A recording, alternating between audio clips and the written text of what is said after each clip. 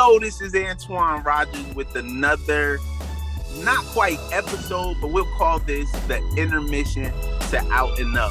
Just a quick show I wanted to have where we just kind of catch up on what we've done in the first season, as well as just some things we have to come in the new season. In this show, I'm blessed to have partnering with me, not just as a guest, but partnering with me during this interview, my son, Antwan Rogers Jr. So, Antoine, thank you for being with us on this show. Thank you. Thank you for having me. I'm blessed to be here.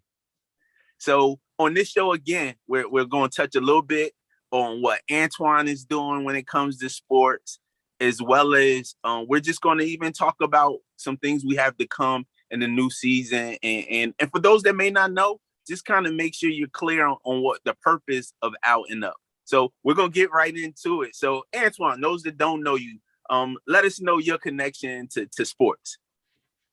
Once again, my name is Antwan Rogers Jr. I've been playing football since I was 3. I go to Albright College, and I'm a business management major. Cool.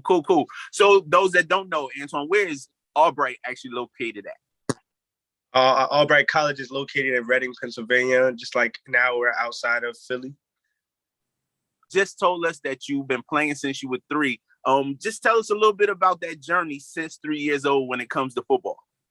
Right. So since I was 3, I played for the Patterson Bulldogs, played flag starting off, then played a little bit of tackle, but then the team decided to outsource and play and combine with another team.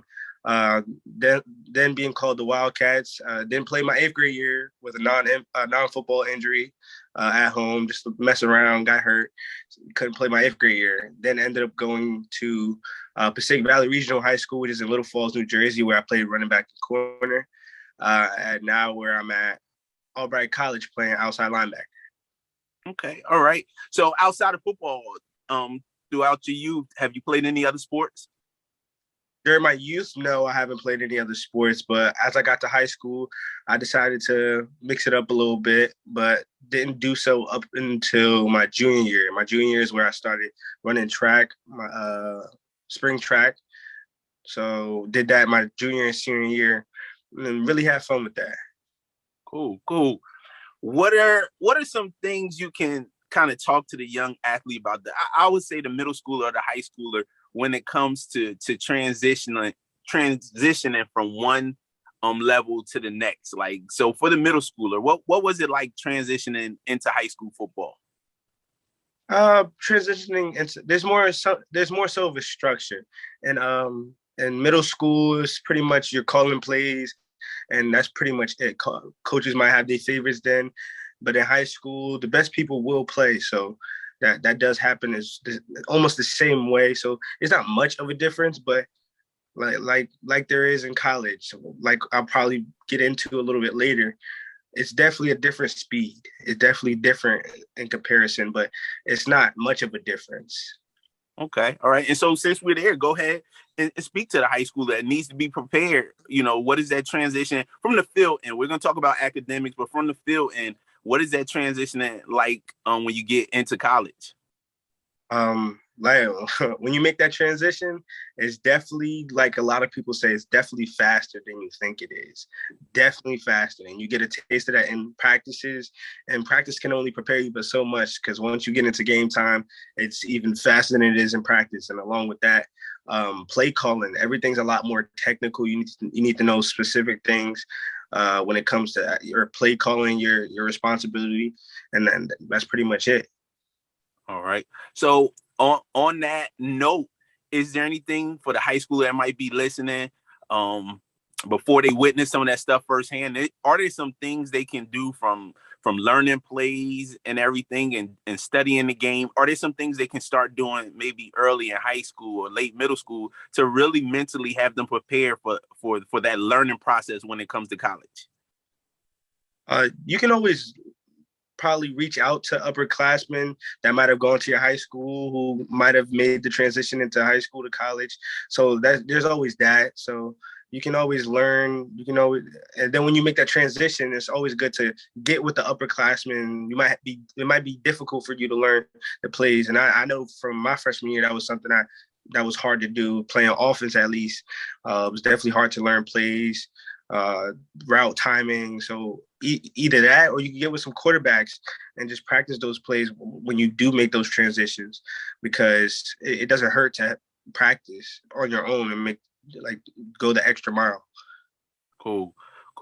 So from the school end, because I think, with our show, we really want to really encourage our young athletes to achieve their best outside of the game. So from the school end, it's very important that we address that. Like, what was it like being able to juggle being an athlete as well as a student in high school or even in college? Like, what are the big differences between being a student athlete in high school and then moving on to college? Well, being in high school, teachers, your parents, they're going to be on you nonstop. You're always going to see your teachers. You're around the halls. You're always going to see your parents when you go home. But when you go to school, you're by yourself at that point. And your teachers, depending on how big your school is, they have a lot of kids in their class to worry about. So they're not going to keep reaching out to you for you to get an assignment done. So along with your parents not even being there with you to be on your case, it's all up to you to prioritize what's most important. And you're there to be a student athlete, so school should always come first. So when it comes to trying to balance being a student, school, and trying to balance school along with football, and even trying to have a social life, it's always important to focus on school first and getting your head in the books. So that's definitely something I definitely recommend, is focusing on school and prioritizing the things that are truly important in order for you to stay in school and having a proper GPA in order to still compete. So when it comes to talking to the young athlete coming up, what are some advice you would give them as far as utilizing the different resources that may be available for, preparing for each level? Definitely in college, is making the high college. I know for sure that there are a multitude of resources that you can reach out to, as far as you might be writing an essay. Have writing centers at school. I know my school personally, we have something called success specialists who ensure that the transition is very much smooth, and they reach out to freshman students, especially athletes as well. I know that when we come in early as athletes for fall sports, that they reach out to you individually and they help make a schedule for you in order for you to succeed.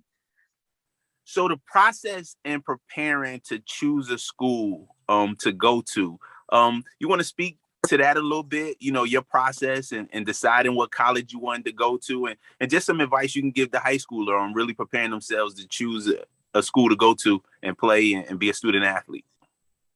First and foremost, it's all about how comfortable your family are when you do go on those visits, how comfortable you are on those campuses, because at the end of the day, your family needs to be able to trust that the people that you're going to be around, especially coaches, that they're going to treat you like family, and they're going to treat you accordingly to how you deserve to be treated in your family's eyes. And when you're on campus, you need to feel comfortable as well. If you don't feel comfortable in that environment, it's not going to be a smooth transition. So first and foremost, it's all about how the coaching staffs, they make your family feel. That's something I kind of struggle with getting so many offers for roster spots, offers to come and play at schools. I tried to make that a selfish process, and it's going to happen because you're going to feel like this is something that's strictly for you. It's your life.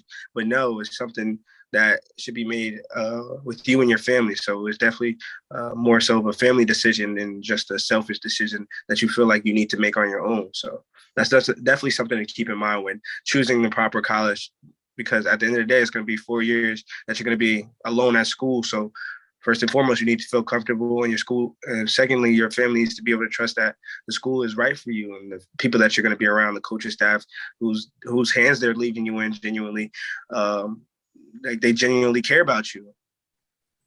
Okay. And one thing, every interview is different for me, but this one is of course hits home, and that I know a lot of the background I may not know with a lot of my guests. But you did well on both ends of the ball in high school. You started on both sides, at DB as well as at running back. But I know as a father, your heart is on the offensive end and playing running back.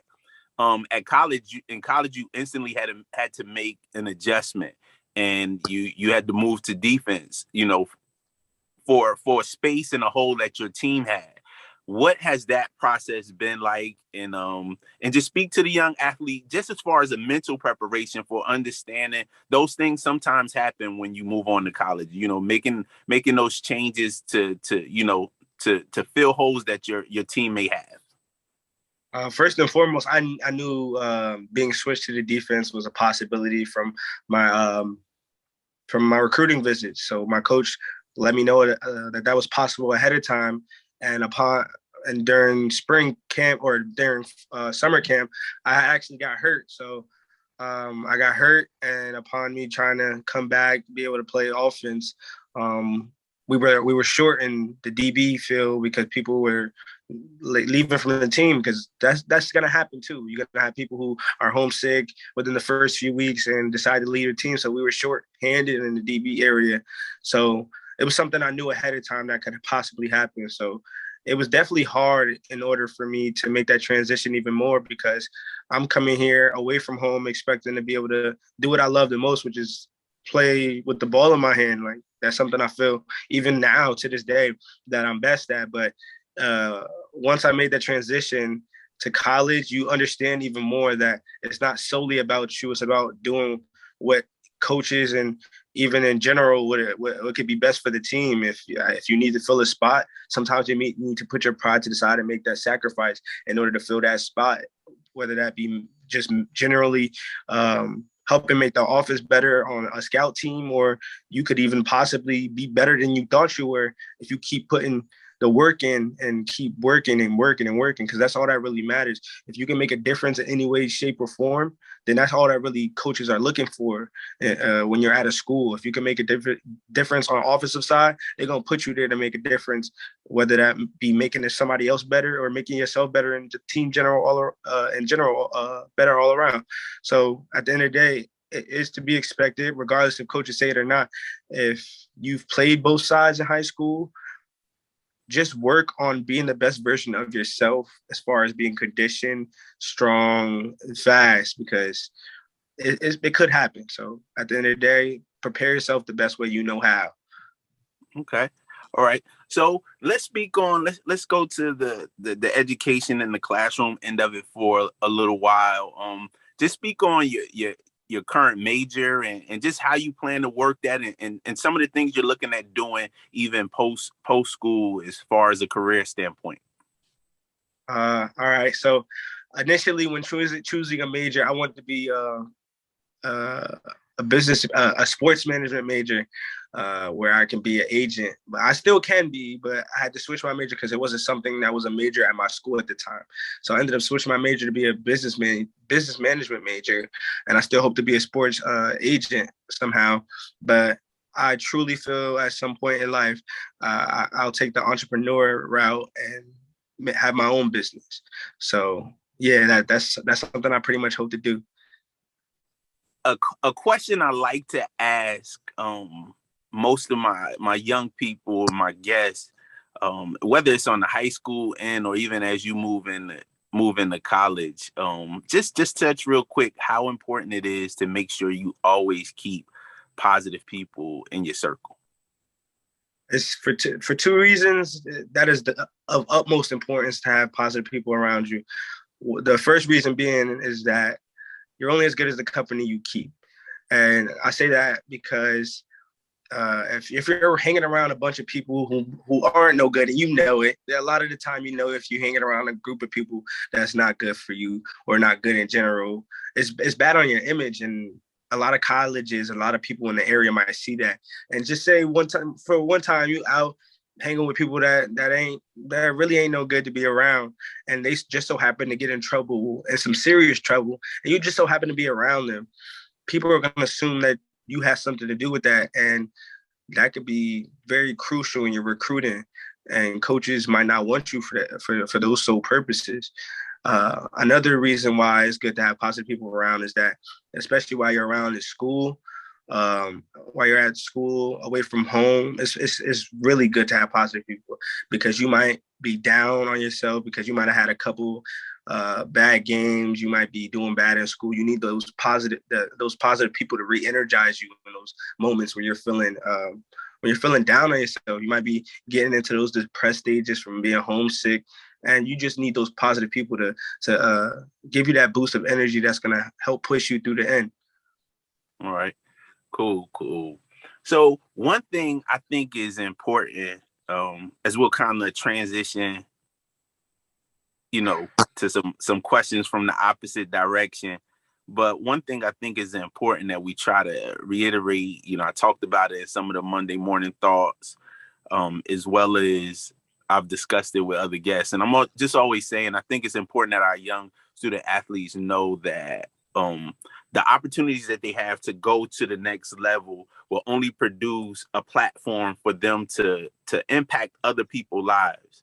And so I think it's important that they have the mindset of knowing that what they do is not just about them. I think they need to know that skill set or that gift that they have in playing sports only produce opportunities for them to possibly have some sort of outreach to other people and helping them. So whether giving back to those younger athletes, high school, middle school, elementary school, or just to the world in general, depending on what stage and what level you go to, you have an opportunity to give back. One thing, I want to tip my hat that I don't have on right now to my son. I can recall, I'm going to go and do the throwback. I can recall him being in boys club, and I think he was around the age of 9 or 10. And they did an interview. I wish I had the interview to kind of show right now, but they had an interview with the boys club because a company came in from another state. I forgot where they were from. And they gave them all these pumpkins to the kids. They donated all these pumpkins to the boys club. And I don't know if I'm probably not repeating it verbatim, but I could remember my son saying something that really was touching to the heart as a father, hearing the heart that he had at 10 years old, where it wasn't just about him. But I don't know, Ju, do you remember exactly what you said in that interview at 10 years old when they asked you, what were you going to do with your pumpkin? I was going to be grateful that I had a pumpkin, and I'd rather give it to somebody else in the neighborhood who don't have a pumpkin. But yeah, it was just along the lines of that. And I don't even remember what was going through my head, but I just knew even at that age, it was important to be a blessing to others when you might have already had something, but at the end of the day, it's important to give rather than receive. That's awesome. That's awesome. And so we're going to transition, but Ju, I think I'm gonna put you on the spot. And something y'all may see me do a little bit in this next season, here and there, maybe not every show, but I understand we from the serious end, we push our athletes to do their best outside the game, whether from a career or education standpoint. But I know that entertainment is big in a lot of our lives. So whether it's listening to music, whether it's dance, watching movies. And so I want to challenge not challenge, but really, really pull on some of my young guests just to see their connection to the old school end of things when it comes to entertainment. So, Ju, I remember you used to do a dance back in the day, and we used to laugh all the time. Where and it's one time you did the dance and you actually hurt yourself a little bit. So I don't know if you could show us the dance that you used to do. Let us get a quick glimpse of your dancing skills. But this was an old school dance we used to watch Juju do back in the day all the time. Not the old nickname, but I don't got much room to do it. I'm not going to do it because I got braces. I don't want to take the chance that I do get hurt. But it was, and I had to be in like aftercare, and we were all just messing around. I ended up doing a dance, and I gave myself a black eye. Wow. Yes. Wow. So that was Juju's old school dance throwback right there. But yeah, that it was funny every time we used to get a good laugh watching him do the dance every time he did it. Man, Antoine, we thank you, man, for just giving us a little bit on your life as far as sports and what you've been able to do and the advice that you've been able to give to our young student athletes that's watching. But we're gonna take a minute. We're not gonna hold y'all another hour, but I know that there's some people that probably have a few questions when it comes to Out and Up, and just what we've done already and our goal and purpose. And we're just gonna hopefully answer some of those questions. So now we're actually gonna toss the mic over the junior, and we're gonna let him ask Dad a couple questions. All right. So for those viewers and fans who don't know what the goals that you're trying to accomplish with this show, what is Out and Up? Out and Up. Well, today, currently, Out and Up is a YouTube video show that we've kind of put together. It's of course, we've already done one season. This show is like an intermission show. But Out and Up is a video show primarily built for our young student athletes. And the goal of the show is really to give information, and like as we pull from those that are currently walking the path as currently student athletes on the high school or college level, even some pros we'll have in the future. We'll pull from their journeys, as well as some of our guests will be those who are in other career fields. So the first season, you saw we had a young lady that was a deputy, a gentleman that's a sergeant in the military, and we've had a couple other guests that are post sports, in other career fields. So we'll pull from their journeys, and they'll give the ups and downs of some of the things that they've gone through to kind of help the young athlete currently that's going through their journey, understand some of the things they need to do to prepare, for the sport itself, as well as life outside of the sport. And I think as people give their stories of the journey, you'll get to have those things that you need to look out for. It's easy when you're walking down the street to prepare for something if somebody lets you know, hey, this is around the corner. And so I think with this show, that's the goal. As the young athlete, like, Junior on the day telling you some of the things he went through, or some of the other guests telling you the things that they've endured in their process, I think that prepares you for what's ahead. And so that's the goal of Out and Up. Today is a video show. However, we have a vision to be so much more, wanting to be able to provide so many things. So those things, like we have in the bag, I just want you to keep your eyes open, because Out and Up is so much more than just a video show. We have some awesome tools that I think we'll be able to offer to the young student athlete. So we're just asking that you continue to follow and stay tuned. All right. With that being the goals and what Out and Up being like standing for, where did you initially get the influence to come up with this show? Oh, well, definitely the influence came from again, being a former athlete myself, playing 4 years in high school, and then today I'm just simply a fan of the game, blessed to have a son who is currently still active in sports. But as a fan and a parent to a student athlete, you see so often athletes, even on the high levels, like the pro level, the sport becomes their identity. And then when those that can't make it, long-term careers, we even watch people who retire, like if that sport is their identity, you don't see them, with the tools to do much else outside of the sport. And so the goal with the sport and the influence came behind just really giving kids the tools they need, at a young age, to really understand at some point this sport will not be a part of my life. And I said during one of the Monday morning thoughts, the little segments I do on Monday morning, that when the sport drops you off, will you land on your feet? And so that's the goal. I think sometimes we wait too late to try to teach information like this. And so my goal is to reach that, again, elementary, middle school, and high school student, to say, hey, listen, how are you preparing for outside of the sport? How are you even preparing for the sport, period, but even life outside? And so the influence came from just, the heart I have for mentoring and just making sure we are prepared for those things ahead. And so the influence came from that. The name Out and Up, just simply being a football player, never been a wide receiver or quarterback, but the route, the Out and Up route. And so when I saw that visual one day, instantly the thought of the show just simply was going through something one day and saw the whole Out and Up pattern. Anybody know football? You see the logo or the little picture that we have with the Out and Up name. just a little 5-yard out and up. And so with that, it was just the mindset of stepping outside of who you are as an athlete, but still achieving your very best as a person. And so that's where the whole visual came from and the mindset of the show. And that definitely was the influence for what we're doing. Before I even move on with more questions, I just want to say, as your son, when you first initially came up with the idea, I didn't think much of it, but I was definitely here to support you. So just to see how far the show has come, I just want to give you a round of applause, along with other viewers who might be proud of how far and how much you've grown as far as in this show. I just want to give you a round of applause to say I'm proud of you for the growth. Appreciate it, man. Definitely appreciate it. All right, so let's make a short transition. With witnessing everything going on with pro athletes, just can you speak a little bit on the importance of mental health?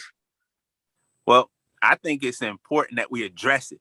So, I mean, to get right down to it, it's important that we address it. And I know we'll probably transition, but that is one of the goals, even as this next season come, even providing the guests where, we have some guests in the works where we're going to be able to dive into mental health, because I believe it's awesome to have sports as an outlet.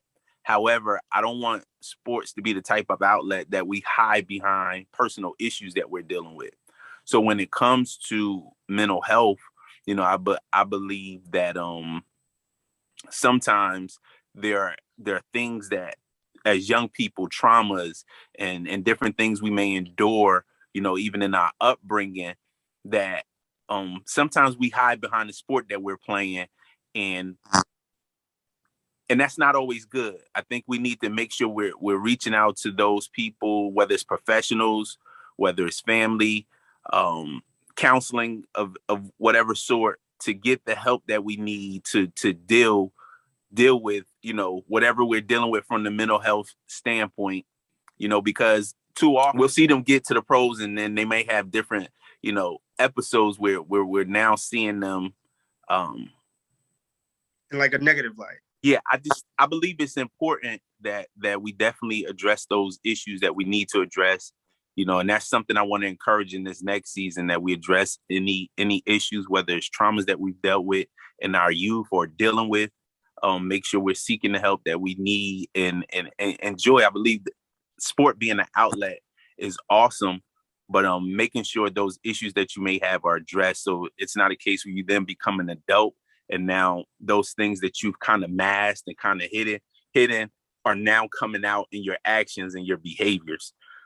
So I think it's important that we use sports for what it's worth, and that being an outlet and something, an activity that helps you kind of get along and grow and show your talents. But at the same time, don't allow it to be that kind of hiding spot for you to hide, greater things.